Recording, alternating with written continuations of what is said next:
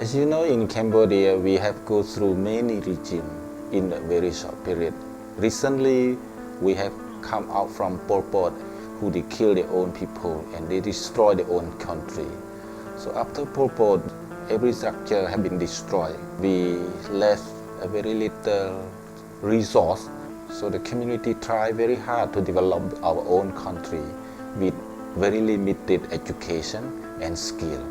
As you know, Cambodia is about more than 80% a farmer, and when their product cannot be sold in good price, so people keep losing their money, their capital, and they can't see other way to earn their income in the community, and people start to thinking about migration. Either they go to the city, Phnom Penh city, or they go all the way to Thailand or to Malaysia to look for a job to earn their income to support their family, especially for their children education. So that's how we could see the brokenness in the family, in the community, because of no way to earn income in the community.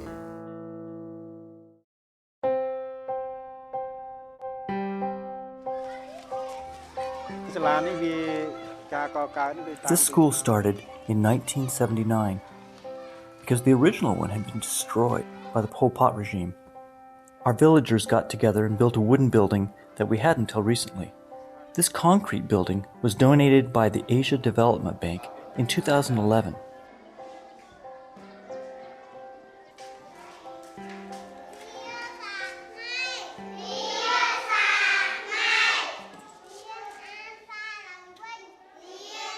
Before Love Cambodia came to work in this village, not all the students came to school. Some that came couldn't stay focused or engaged. Some children were sick and couldn't stay healthy. But Love Cambodia supported us with infrastructure such as wells, an electric motor for pumping water, and sinks for the children to wash in.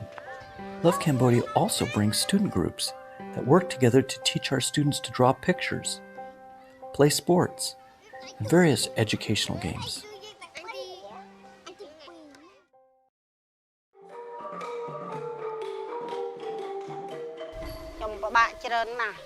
It was very difficult for me when I didn't have a toilet.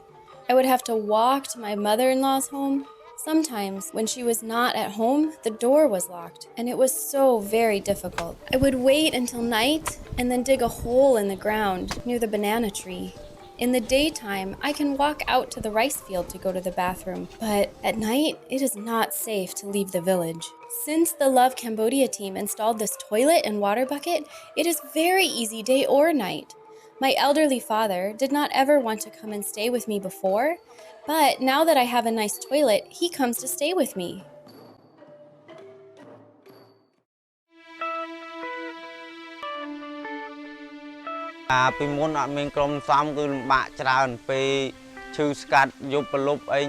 Before we had the savings group, it was really difficult.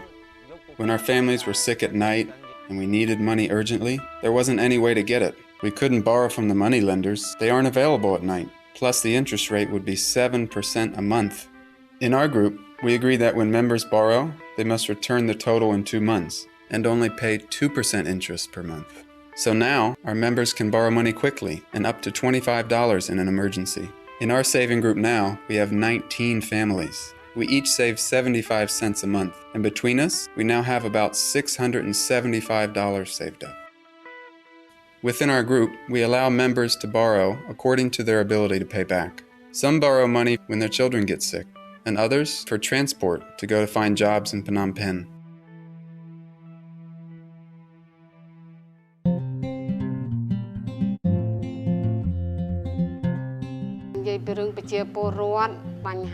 The main problem in my village now is people migrating away for work. Another big problem is gambling. As a community-based organizer, I am a representative of the people in my village. I volunteer to serve our people in our community. When we meet, like today, as a large CBO committee, we can share our experiences and learn from each other. We've formed subgroups. For example, one group, called Food Security, is all about livestock and growing crops. In the past, we just grew rice, but Love Cambodia has trained us in growing vegetables, raising chickens and pigs, and how to save money in savings groups. By taking back what we learned to our village, we have seen a decrease in violence in families. There is now an increased awareness of how to take care of our health, or if we're sick, when to see a doctor and who to ask for help.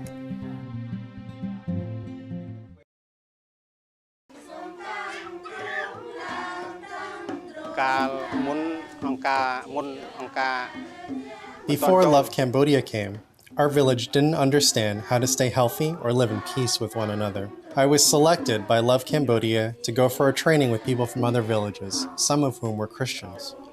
Later, they came to visit me and they saw that my life was very difficult. I was living under the bondage of evil spirits and had no peace. They felt sorry for me and asked me if I wanted the peace that Jesus offers, and I said yes. I have never turned back to worship the spirits, but I keep praying to God to increase my faith. My neighbors who saw me before now see that I'm free. Thanks to God's work, the people in my village have started to know the Lord through my life.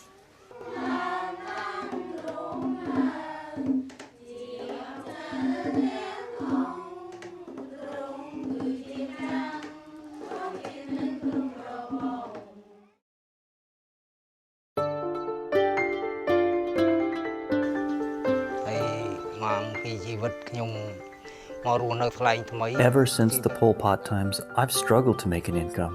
When Love Cambodia first saw me, I was collecting snails and fishing just to eat but barely getting by.